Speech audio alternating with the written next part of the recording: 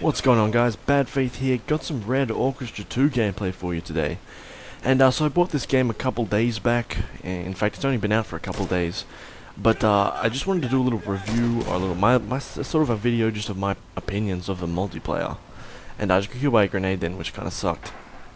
But anyway, so the map I'm playing on is Apartments, and it's a territory map which is similar to a capture point, but there's a one team's defending, one team's attacking. I'm currently on the attacking team, which is the Russians, so the Germans, of course, are the defenders.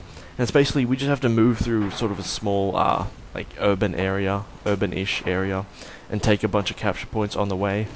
And it's a pretty simple map. It's pretty simple like layout for the map. It's quite a small map in comparison to some of the others on this game. In fact, I think it might be the smallest map, and it's probably one of the most popular too, just because it's small enough that the bolt action rifles and the sniper rifles don't reign supreme. But I'll talk about that a little bit later, about just the guns in general. But anyway, so I'm using a semi-automatic rifle, which is pretty powerful. In fact, it's probably one of the best guns you can use. There's some unlocked assault weapons, assault rifles, that are probably better than this. But for the starting weapons, the semi-automatic rifles are probably the best. And that's because they are semi-automatic, so they're of course faster to shoot than the bolt-action guns. And rifles will generally kill in one hit, especially on the realism mode. So I think I'm playing on I definitely think this is realism. So stab. So yeah, that death was annoying. He just ran up the stairs with his bayonet, probably screaming at the top of his lungs, and sort of skewered me, which kind of sucks. But anyway, so this is realism mode, and what that means is there's no kill cam after death, so you have no indication of where you were shot. But on a small map like this, you can pretty much just guess where they shot you from. But on larger maps, it's incredibly confusing when you die, and you have no idea where the bullet came from. But also realism mode, I'm not entirely sure what else is so much different about realism mode. Maybe there's more bullet damage. I'm not entirely sure. You do die in one hit from a rifle in the head or torso. One hit will kill you in most cases on this game. There's no regenerating health, but you do have like med kits, or bandages they call it, which if you're shot and you don't die, you can stop yourself from like bleeding out by using bandages, and you can get yourself back to full health. But there will be some instances where you are just shot and you bleed out. There's nothing you can do about it. But so you do have some heals, but they're not like completely effective. They won't sort of heal you 100%. So it's a lot different from sort of games that you've probably played before, like COD or Battlefield or Homefront. You don't sort of have infinite health, in inverted commas, if I could say it like that. And people have a hell of a lot less health.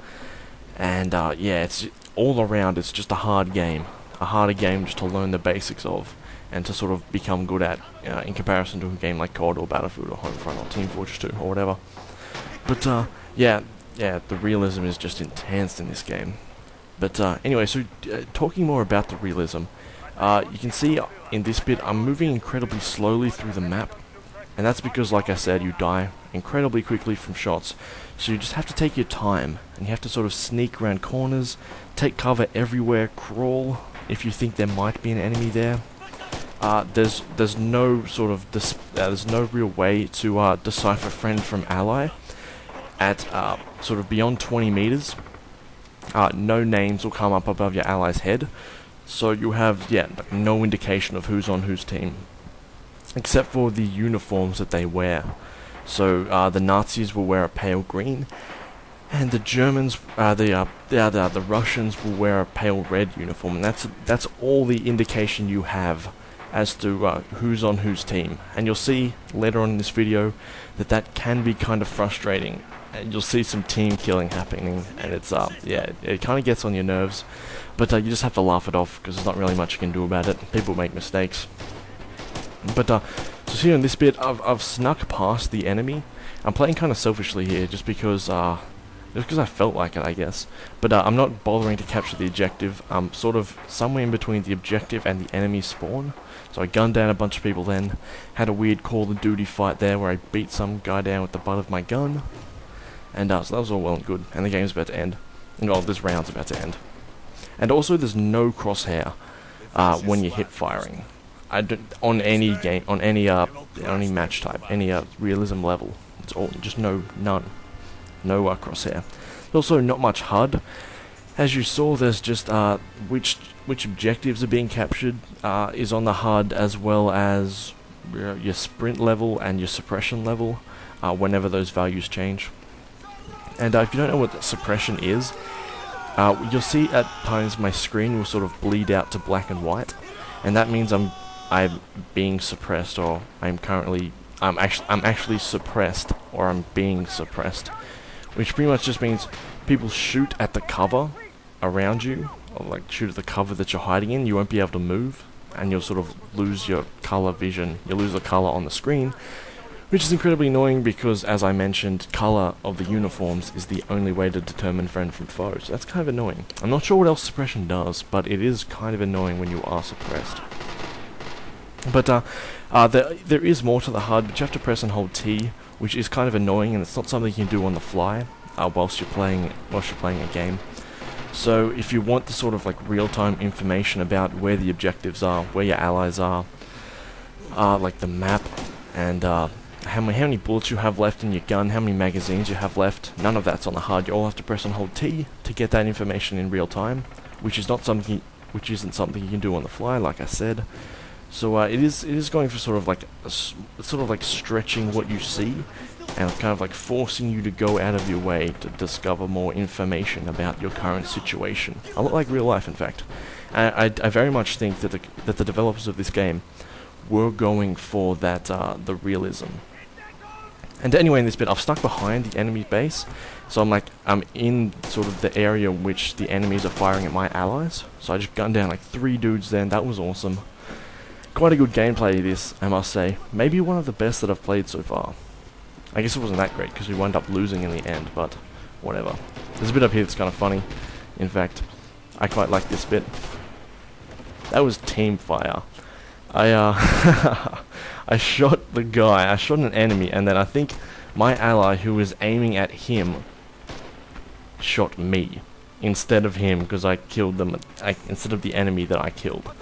So that was kind of funny, but yeah, that kind of happens a lot, friendly fire in this game, and you just kind of have to like deal with it. There's not much you can do. Just apologize if you kill someone. Hopefully they won't get angry. You have a means to sort of like forgive people, or like let them off the hook for team killing, which I do like categorically. People just make mistakes. And I haven't edited out any of the clips together. This is all just like straight gameplay footage, and I did that just to show the pace of one of these matches. You see a lot of people crawling like just there. This is an incredibly slow game, just because the realism is so high. So people will play defensively, and people will take the game a lot slower than they would in something like Battlefield or Call of Duty or Homefront, Team Fortress 2.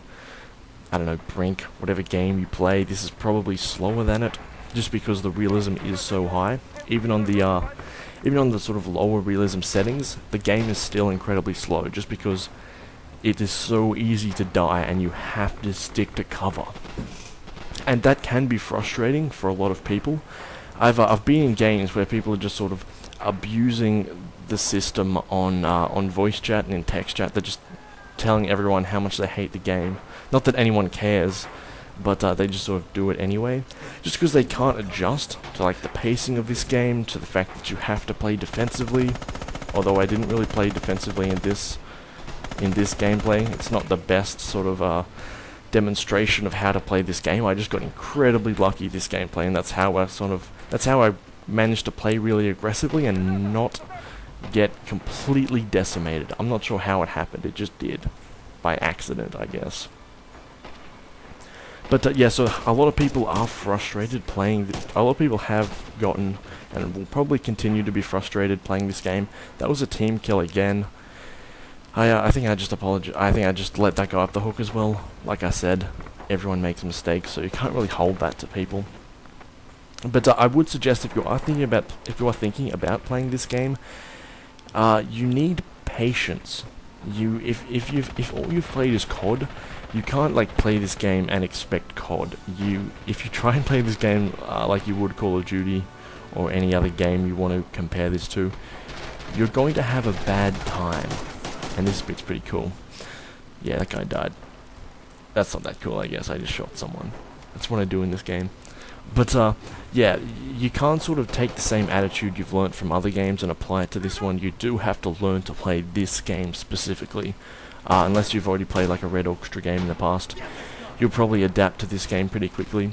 But if you are new to the Red Orchestra franchise, or to the Red Orchestra series, whatever you want to call it, you will just have to learn to take a step back and relax and just learn to play the game as sort of a standalone game and not take sort of lessons you've learned in other first-person shooters and apply it to this one. But anyway, that's about all I kind of just rambled on about nothing. I didn't really do a review of this game, so to speak. But anyway, I just talked about my first impressions of the multiplayer. But anyway guys, thanks for watching. Hope you've enjoyed my video. I'll see you next time.